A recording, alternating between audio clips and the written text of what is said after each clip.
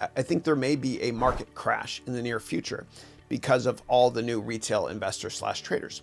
Do you think this may happen? If so, how can we best prepare? Yeah. So I remember I worked at a great hedge fund called Pequot years ago.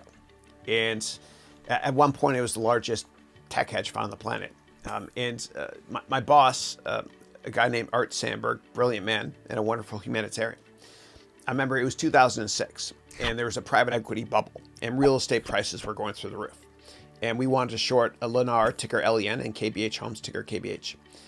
And we talked to him about it. And I remember, we said that valuations are egregious, lofty, and we'd like to put on a short. What do you think? Because, we're in a bubble.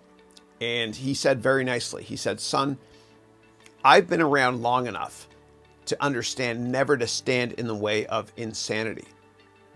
Markets peak, markets trough, but you can't time it. You can't time it. It's too hard. It's too hard. And there's a famous quote, which is, the market can stay irrational longer than we can stay solvent. So it's really, really hard to pick market peaks or troughs and time them.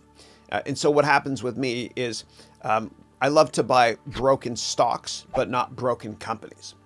And so whenever my favorite companies are on sale, I back up the truck. And at first it feels scary because it looks like you're catching a falling knife with respect to the stock charts. But in the long run, it's the best way to invest because, as Warren Buffett said, you need to be greedy when others are fearful and fearful when others are greedy if you want to do well.